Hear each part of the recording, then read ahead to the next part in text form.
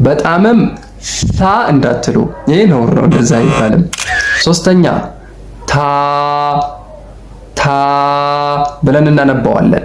ታን ስናነብ የምላሳችን ጫፍ ማለት ነው። የምላሳችን ጫፍ እዚህ የፊት ለፊት ጥርሳችን ድዳችን ጋር ይጫፉ ሊሆን ይገባል። እንዴት ማለት ነው? ታ ኢንሻአላሁ ተዓላ።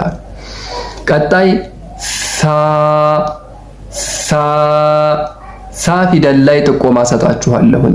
የምላሳችን ጫፍ በጥርሶቻችን መካከል ሊሆን ይገባል።